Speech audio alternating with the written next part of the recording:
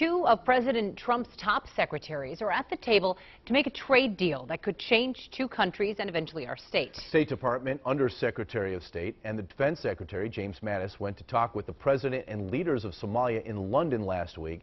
5 Eyewitness News reporter or investigative reporter Farah Fazal has been following this new development very closely. And she just returned from Somalia on her held Heartland journey. There is already business happening between Minnesota and Somalia. Young, innovative, and driven Somali Minnesotans are flooding Somalia with new small businesses. But a trade deal between the U.S. and Somalia could open the door for the big Fortune 500 companies in Minnesota. The man cutting the deal with the U.S. is a former Minnesotan.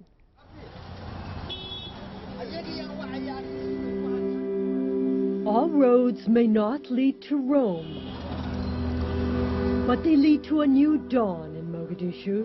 This is my favorite place because it's open air. You can pretty much get a kind of the horizon of the city. This is a city where every door opened only to destruction for the last 25 years. There's a lot of destroyed buildings and new buildings coming up. So you see, mix of life. You see that this country is actually going through something. That something drives Abdi Ayente. When you come up here, do you feel a renewed sense of purpose, of calling? I'm reminded of the extremely difficult work that remains in Somalia. Ayente's privilege was born partly in Minnesota. He lived and worked in the Twin Cities. He still has deep connections here. But he also remembers the heydays of the land that shaped him. The civil war in Somalia ruined the city to its core.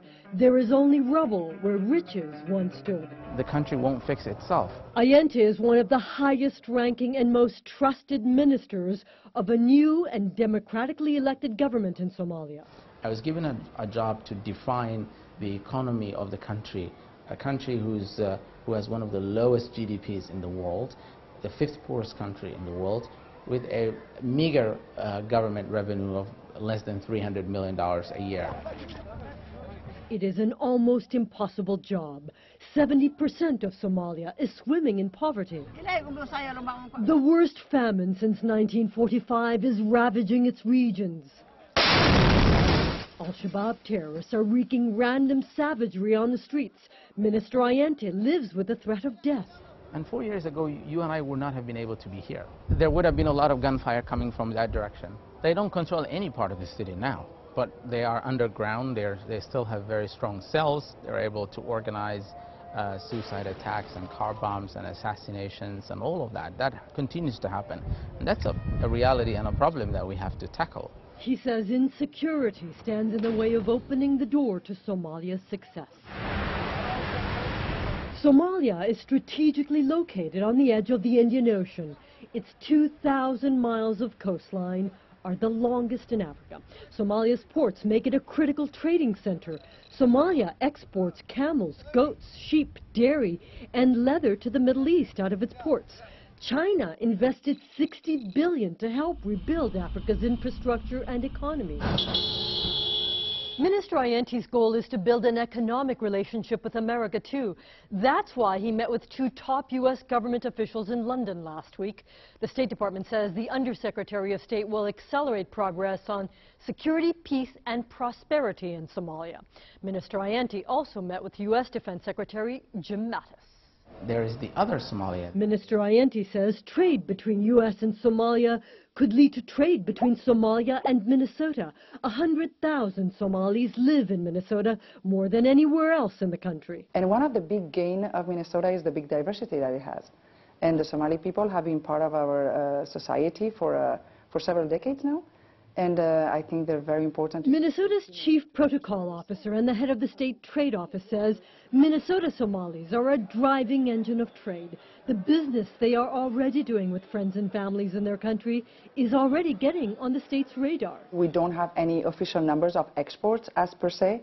However, we've noticed that beginning of the 2017, there were some minimal but important because it's the beginning of exports. Gabrielle Gerbeau says these preliminary numbers tell her buying and selling with Somalia could pay off one day for a state already pulling in $19 billion from exports.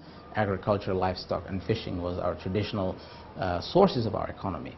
But also look at new elements of our economy, such as the telecom sector, energy, and other means, to then chart a way forward. The road forward right now means building real roads and finding a path through a fractured and fraught land. I'm quite optimistic that we could be seeing Somalia in a different light. Paved with the possibility of a door that could open to a new dawn here someday.